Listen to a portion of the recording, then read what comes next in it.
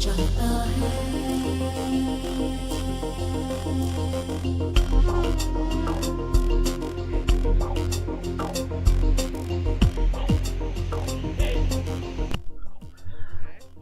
സീരീസിൻ്റെ 3ാമത്തെ എപ്പിസോഡിലേക്ക് എല്ലാവർക്കും സ്വാഗതം. ഞങ്ങളിപ്പോൾ പാരഡൈസ് ബീച്ചിലാണ് ഉള്ളത്. പാരഡൈസ് ബീച്ചിൽ നിന്ന് ബെലക്കൺ ബീച്ചിലേക്ക് ട്രക്ക് ചെയ്യുകയാണ്. നമ്മുടെ കഴിഞ്ഞ 2 എപ്പിസോഡുകളിൽ ഗോകർണ മെയിൻ ബീച്ചിൽ നിന്ന് അല്ലെങ്കിൽ കുട്ട്ലെ ബീച്ചിൽ നിന്ന് നമ്മൾ പാരഡൈസ് ബീച്ചിലെത്തിയ ട്രക്കിംഗ് വീഡിയോസ് ഉണ്ട്. അത് കാണാത്തവരുണ്ടെങ്കിൽ കാണാം.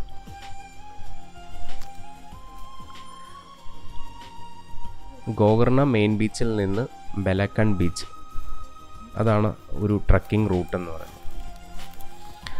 ഗോകർണ മെയിൻ ബീച്ചിൽ നിന്ന് കുട്ട്ലെ ബീച്ച്, കുട്ട്ലെ ബീച്ചിൽ നിന്ന് ഓം ബീച്ച്, ഓം ബീച്ചിൽ നിന്ന് half moon beach, half moon ബീച്ചിൽ നിന്ന് പാരഡൈസ് ബീച്ച്, പാരഡൈസ് ബീച്ചിൽ നിന്ന് ബെലക്കൺ ബീച്ച്. ഞങ്ങളിപ്പോൾ പാരഡൈസ് ബീച്ചിലാണ് ഉള്ളത്. പാരഡൈസ് ബീച്ചിൽ നിന്ന് ബെലക്കൺ ബീച്ചിലേക്ക് ട്രക്ക് ചെയ്യുന്നു. നല്ല കുത്തനെയുള്ള കയറ്റമാണ്.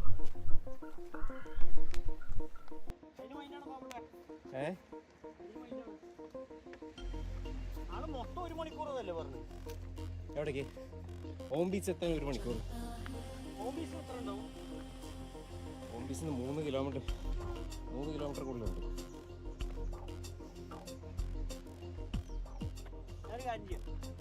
നടക്ക് നീ, അത് വണ്ടിയൊക്കെ കിട്ടട്ടെ.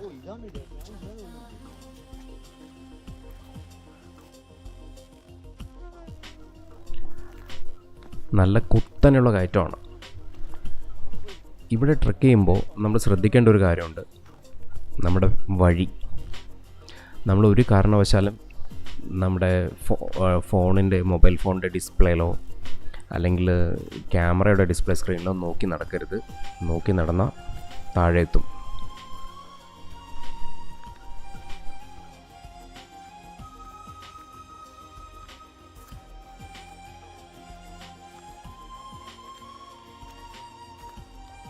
പിള്ളേർ വരുന്നുണ്ട്.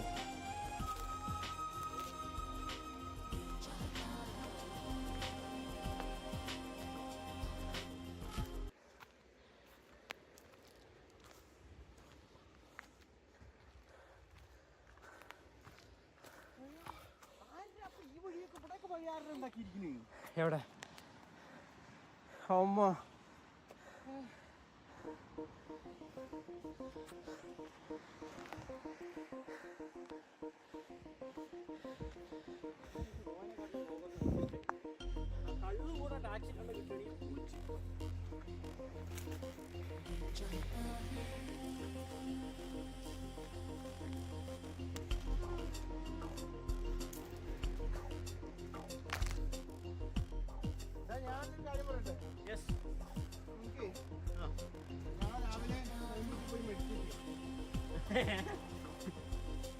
ഒരു മണിക്കൂർ നടക്കാനുണ്ട് മോനെ. പിന്നെ നമ്മൾ ഈ വീഡിയോ ഇത്രയും ലെങ്തി ആയിട്ട്, അതായത് കട്ട് ചെയ്യാതെ ഫുള്ളായിട്ട് ഇടുന്നത് എന്താണെന്ന് വെച്ച് കഴിഞ്ഞാൽ, നമുക്ക് ഇതേപോലെ ട്രക്ക് ചെയ്യാൻ വരുന്ന ആളുകൾക്ക് ഈ റൂട്ടിനെ കുറിച്ച് ഒരു കംപ്ലീറ്റ് ഐഡിയ കിട്ടാൻ വേണ്ടിയാണ്. നമ്മളൊരു കട്ട് ചെയ്ത് നമ്മൾ അല്ലെങ്കിൽ ഒരു 30 മിനിറ്റ് കൊണ്ട് ഒരു കംപ്ലീറ്റ് ട്രക്കിംഗ് വീഡിയോ ഇട്ട് കഴിഞ്ഞാൽ നമ്മൾ ഈ റൂട്ടിനെ കുറിച്ചുള്ള ഐഡിയ ട്രക്ക് ചെയ്യാൻ വരുന്നവർക്ക് കിട്ടില്ല. അതുകൊണ്ടാണ് നമ്മളൊരു ഫുൾ വീഡിയോ ഇടുന്നത്. അപ്പം നമുക്കറിയാമല്ലോ, അപ്പോൾ അത് വഴി ഇങ്ങനെയൊക്കെയുള്ള ദുർഘടം പിടിച്ച വഴിയാണ്. കുത്തനെയുള്ള കയറ്റമുണ്ട്, വളവുണ്ട്, തിരിവുണ്ട് എന്നുള്ള കാര്യങ്ങളൊക്കെ ഇത് കാണുന്നവർക്കൊരു ഐഡിയ ഉണ്ടാവും. ഞങ്ങൾ കാടിനകത്ത് ഇവിടെ നടന്നുകൊണ്ടിരിക്കുമ്പോഴാണ് നേരത്തെ തന്നെ ട്രക്ക് ചെയ്ത് തുടങ്ങിയ 5 തെലുങ്കന്മാർ പിള്ളേരെ കണ്ടുമുട്ടിയത്. അവരിതിനകത്ത് കയറിയിട്ട്, അതായത് കാടിനകത്ത് കയറിയിട്ട് വഴി അറിയാതെ കടന്ന് തിരിഞ്ഞുകൊണ്ടിരിക്കുകയായിരുന്നു. ഞങ്ങളെ കണ്ടപ്പോൾ അവന്മാർ ഞങ്ങളുടെ കൂടെ കൂടി.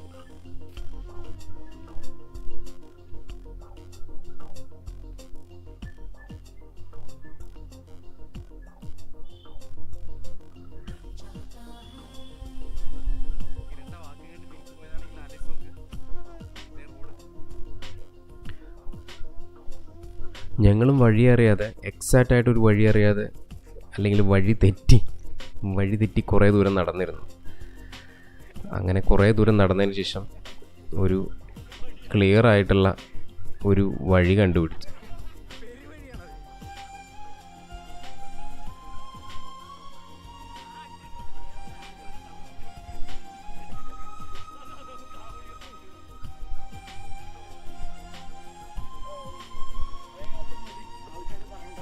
ഇത് നോക്കിയാൽ ഇവിടെയും സ്റ്റേ ഉണ്ടോ?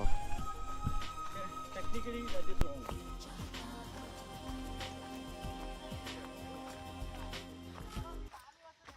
എന്തായാലും ഒരു വീടിന്റെ കൂരെങ്കിലും ഇതിപ്പോ ശബരിമലയ്ക്ക് കരിമല വഴി പോണം വഴിയുണ്ട് ടീച്ചറാ. റൂം അവൈലബിൾ എന്തിന്? റൂം അവൈലബിൾ സംഭവം വഴി തെറ്റി വന്നിരിക്കണേ.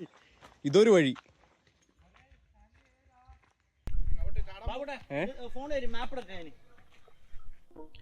ആക്ച്വലി ആ വഴിയിലൂടെ പോയിരുന്നെങ്കിൽ നമുക്ക് മെയിൻ റോഡിലെത്തായിരുന്നു. പക്ഷെ നമ്മൾ എന്തെന്ന് വെച്ച് കഴിഞ്ഞാൽ നമ്മൾ ആ വഴി പോകാതെ നേരെ വന്ന് വീണ്ടും ഉൾക്കാട്ടിലെത്തി.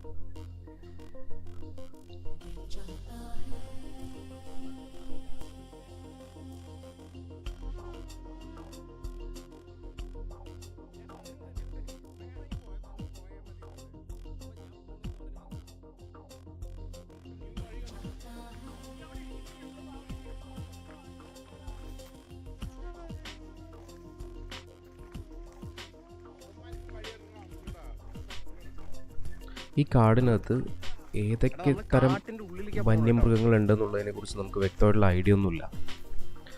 പല ആളുകളോടും ചോദിച്ചപ്പോൾ പല മറുപടിയാണ് നമുക്ക് കിട്ടുന്നത്. ചിലർ പറയുന്നു ഇതിനകത്ത് അങ്ങനെ വലിയ മൃഗങ്ങളൊന്നുമില്ല, വല്ല മുയലും മാനോ പോലുള്ള ചെറിയ സാധനങ്ങൾ മാത്രമേ ഉള്ളൂ എന്നാണ്. പക്ഷെ ഒരാൾ പറഞ്ഞു ഇതിനകത്ത് കരടിയുണ്ട്, ജാക്കലുണ്ട്, കാട്ടുപോത്തുണ്ട്, രാജവമ്പാല പാമ്പുണ്ട് എന്നൊക്കെയാണ് പറയുന്നത്. പക്ഷെ നമുക്ക് വ്യക്തമായിട്ടുള്ള ഐഡിയ ഒന്നുമില്ല. എന്തായാലും പാമ്പുണ്ടാവും ഇതിനകത്ത്, അക്കാര്യത്തിൽ സംശയമില്ല.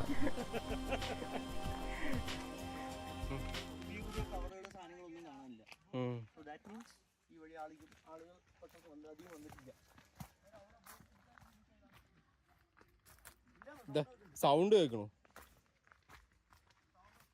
ഏതോ ഒരു തമിഴൻ വീട്ടിലുള്ള മകളെ അടിക്കുന്നു. ഇനിയും ബീച്ചോ? ഇതുമാതിരി ബീച്ച്.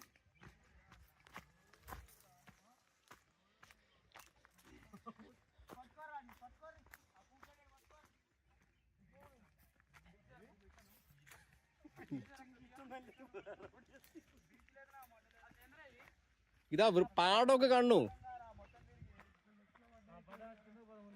ഇത് ആദിവാസി ഊരാണ് കേട്ടോ അത്. Tribal colony.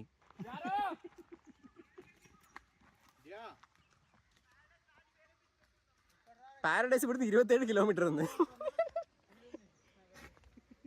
അതാ നമ്മള് ബസ് കിട്ടും, ഉറപ്പായിട്ട് അവിടെ നിന്ന് കിട്ടും. മടക്ക് ആ ലെവലിൽ എത്തി. അവിടെ ഗോകർണ റെയിൽവേ സ്റ്റേഷൻ. ഒരു ഫോൺ ഒരു മാപ്പ് നോക്കാനാണ്. എവിടെ? ആ നടക്കാൻ പറ. അങ്ങനെ കുറേ ദൂരം നടന്ന് ഞങ്ങൾ മനുഷ്യവാസമുള്ള ഒരു സ്ഥലം കണ്ടുപിടിച്ചു. അത് ബെലാക്കണാണോ വേറെ എവിടെയെങ്കിലും ആണോ എന്നുള്ള കാര്യം ഒരു ഐഡിയ ഇല്ല.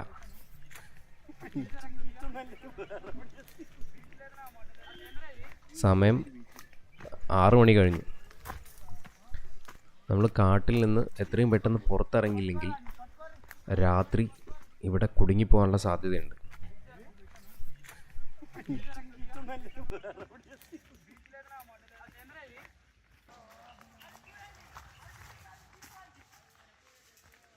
ഇതല്ലേ വഴി?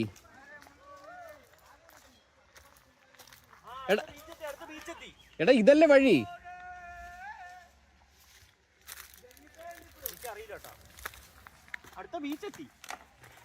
അവര് ബീച്ചിലേക്കാണോ റോഡിലേക്കാണോ പോണ ചോദിക്ക്?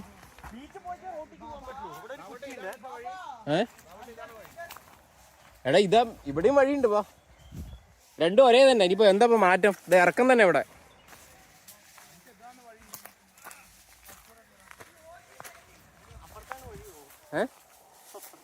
നീ അത് എന്തിനാ അത് കൂടെ പോണ്?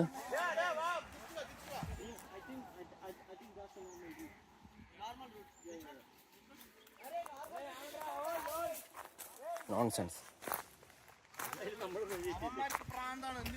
ഇതാ മുള്ളു.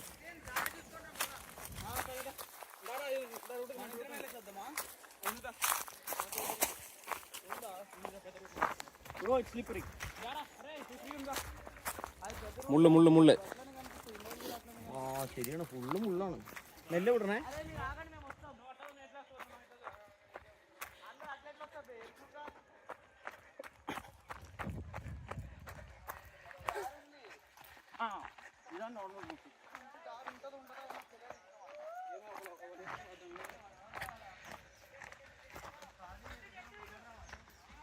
ഇത് ഞങ്ങള് കുടജാദ്രി പോയ മാതിരി കുടജാദ്രി ഞങ്ങള് മൂകാംബികന്ന് കയറി. ആരെങ്കിലും വഴിയറിയണോ? അങ്ങനെ പാരഡൈസിൽ ബീച്ചിൽ നിന്ന് ഏതാണ്ട് 1 മണിക്കൂർ ട്രക്ക് ചെയ്തതിന് ശേഷം ഞങ്ങളുടെ ഫൈനൽ ഡെസ്റ്റിനേഷനായ ബെലാക്കൺ ബീച്ചിലെത്തി.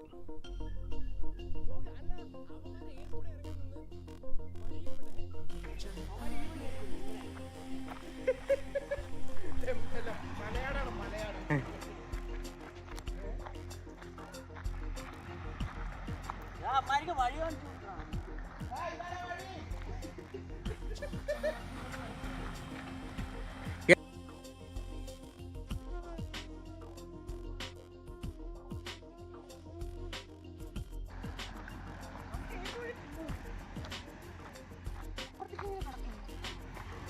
ഇതാ അത് വഴിയുണ്ട്.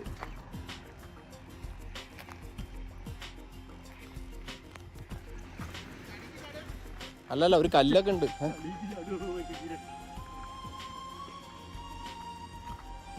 ഇതാ അതറാ വഴി, അതുകൂടി പോകല. പലരും ബെലാക്കൺ ബീച്ചിൽ നിന്ന് ട്രക്കിംഗ് സ്റ്റാർട്ട് ചെയ്യാറുണ്ട്. ബെലാക്കൺ ബീച്ചിൽ നിന്ന് പാരഡൈസ് ബീച്ച്, പാരഡൈസ് ബീച്ചിൽ നിന്ന് half moon beach, half moon ബീച്ചിൽ നിന്ന് ഓം ബീച്ച്, ഓം ബീച്ചിൽ നിന്ന് കുട്ടിലെ ടു മെയിൻ ബീച്ച്, അങ്ങനെയും ട്രക്കിംഗ് സ്റ്റാർട്ട് ചെയ്യാറുണ്ട്. അതിന് നമ്മൾ ചെയ്യേണ്ടതെന്ന് വെച്ചാൽ ഗോകർണയിൽ നിന്ന് ഒരു ബസ് കയറി ഈ ബെലാക്കൺ ബീച്ചിൻ്റെ അടുത്തേക്ക് വരണം അതിരാവിലെ. എന്നിട്ട് സൺറൈസ് ഇവിടെ നിന്നൊക്കെ കണ്ടിട്ട് ഇവിടെ നിന്ന് നമുക്ക് ട്രക്കിംഗ് സ്റ്റാർട്ട് ചെയ്യാൻ പറ്റും. കുഴപ്പമില്ലാത്ത വലിയ ബഹളങ്ങളൊന്നും ഇല്ലാത്ത ഒരു ബീച്ചാണ് ഈ ബെലാക്കൺ ബീച്ച്.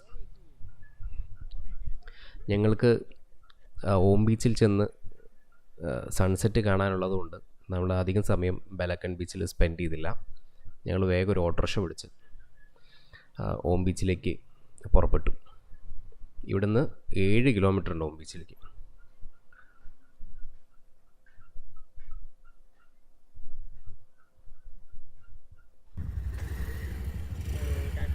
അങ്ങനെ 7 കിലോമീറ്റർ സഞ്ചരിച്ച് ഞങ്ങൾ 6:45 ഓം ബീച്ചിലെത്തി. സൺസെറ്റ് കാണാൻ പറ്റുമോ എന്നുള്ള കാര്യം നമുക്കറിയില്ല. 6:45 സൺസെറ്റ് ഉണ്ടാവാനുള്ള സാധ്യത വളരെ കുറവാണ്. ബെലാക്കൺ ബീച്ചിൽ നിന്ന് ഓം ബീച്ചിലേക്ക് 350 രൂപയാണ് ഓട്ടോ ഫെയർ. ബെലാക്കൺ ബീച്ചിൽ നിന്ന് കുട്ട്ലെ ബീച്ചിലേക്കും 350 രൂപയാണ് ഫെയർ. 300 മതിയെന്ന് ചോദിക്കും, 300ആണെന്ന് പറഞ്ഞു. അങ്ങനെ നമ്മൾ പ്രതീക്ഷിച്ച പോലെ തന്നെ സൺസെറ്റൊക്കെ കഴിഞ്ഞു. ഞങ്ങൾക്ക് സൺസെറ്റ് കാണാൻ പറ്റിയില്ല. അപ്പോൾ നമ്മൾ കുട്ട്ലെ ബീച്ചിലേക്ക് തന്നെ മടങ്ങി പോവാണ്. ഇത്രയും പേര് അവിടെ ഇതും പിടിച്ചിരിക്കുന്നു. ഈ പോകുന്ന വഴിക്ക് കാണും.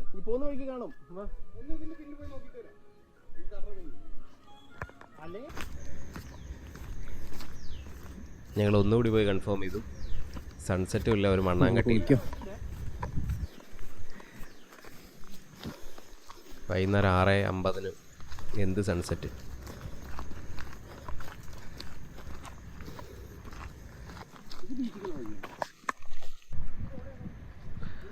ഓം ബീച്ചിൽ നിന്ന് കുട്ട്ലെ ബീച്ചിലേക്കുള്ള യാത്ര എന്ന് പറയുന്നത് ഒരു ട്രക്കിംഗ് സ്പോട്ടൊന്നുമല്ല, ഒരു സാധാരണ വഴി. ഇടയ്ക്ക് കുറച്ച് ഇതേപോലുള്ള ചില കുന്നൊക്കെ ഉണ്ടെന്നുണ്ടല്ലാതെ അതൊരു ട്രക്കിംഗ് സ്പോട്ടൊന്നുമല്ല, ഒരു പ്ലെയിൻ റോഡ് തന്നെയാണ്. കുറച്ച് സ്റ്റെപ്പ് ഓം ബീച്ചിൽ നിന്ന് കുട്ട്ലേക്ക് കയറാൻ കുറച്ച് സ്റ്റെപ്പ് കയറണം. അതേപോലെ ഒരു പോയിൻ്റിൽ നിന്ന് കുറച്ച് സ്റ്റെപ്പ് ഇറങ്ങും വേണം. That's all.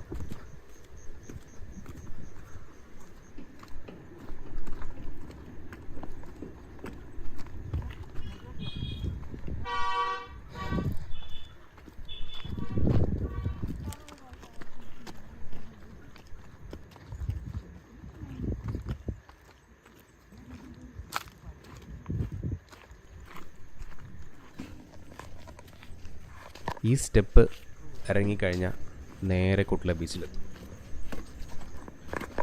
സമയം ഏതാണ്ട് 7 മണിയായി, പക്ഷേ ഇരുട്ടങ്ങനെ വീണിട്ടില്ല. ഇത് 15 പ്രോയോ 14 പ്രോയോ?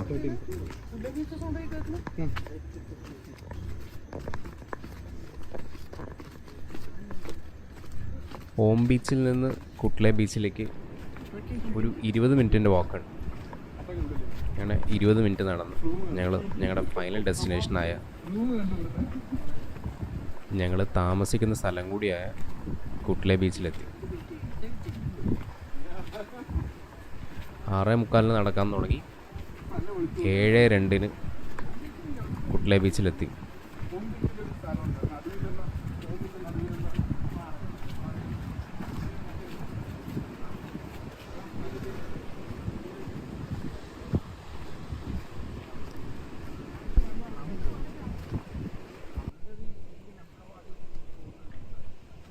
ഇത് രാത്രി 7:05, പക്ഷെ ഇരുട്ട് വീണിട്ടില്ല.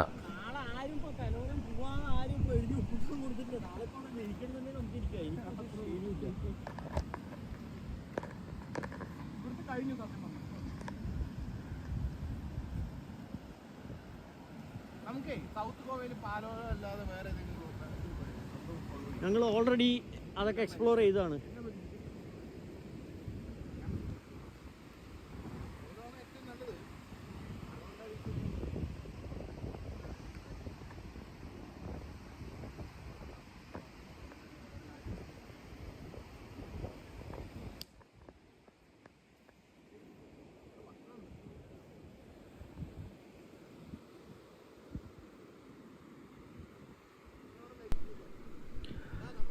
കുട്ട്ല ബീച്ചിൻ്റെ ഒരു ഈവനിങ് വൈബ് ഇങ്ങനെയാണ്. അധികം ബഹളങ്ങളൊന്നുമില്ല. അവിടെ കാണുന്ന ധാരാളം ആളുകൾ അവർ ഈ സൺസെറ്റൊക്കെ കഴിയുമ്പോൾ തിരിച്ചു പോകും.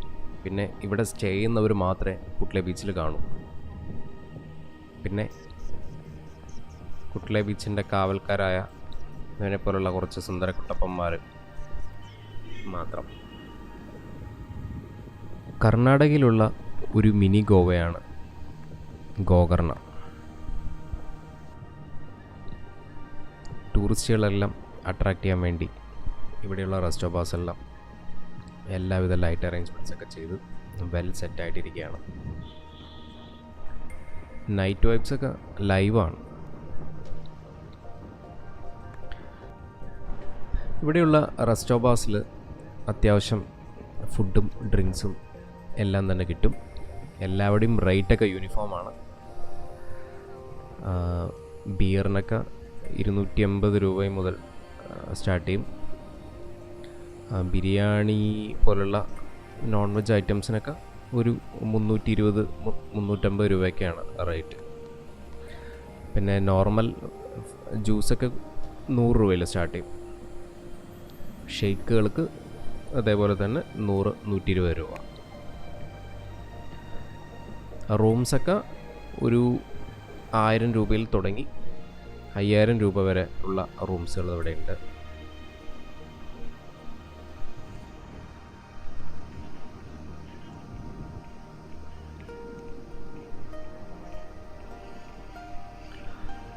മറ്റ് ബീച്ചുകളിൽ കാണുന്ന പോലുള്ള ഒരു ബഹളമൊന്നും ഇവിടെ ഇല്ല. കാരണം ഇവിടെ വരുന്നതിൽ പാതിയിലധികം ടൂറിസ്റ്റുകളും ഫോറിനേഴ്സാണ്. അവരൊരിക്കലും അങ്ങനെ ബഹളം വെച്ച് നടക്കുകയൊന്നും ചെയ്യില്ല. അവരുണ്ടാക്കുന്ന ഏക ബഹളം എന്നൊക്കെ പറഞ്ഞാൽ ഇതേപോലുള്ള മ്യൂസിക് കൺസേർട്ട്സോ അങ്ങനെയുള്ളതും കാര്യങ്ങളും മാത്രമാണ്. ഇവിടെ കൗതുകപരമായിട്ടുള്ള കുറച്ച് കാര്യങ്ങൾ കാണാൻ കഴിഞ്ഞത് വിദേശികളായിട്ടുള്ള ഹസ്തരേഖ വിദഗ്ധന്മാരെയും ജ്യോതിഷികളെയൊക്കെ കാണാൻ പറ്റിയെന്നുള്ളതാണ്.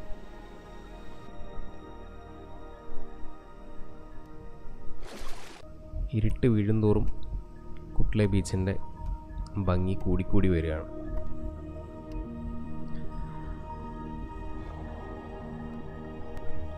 സൺസെറ്റ് കാണാൻ വേണ്ടി മാത്രം വന്ന കുറേ ഡേ ട്രാവലേഴ്സ് എല്ലാം തിരിച്ചു പോയപ്പോൾ ബീച്ച് കുറച്ചുകൂടി ശാന്തമായി. ഇപ്പോൾ നിലവിൽ ഇവിടെ താമസിക്കുന്നവർ മാത്രമേ ബീച്ചിലുള്ളൂ.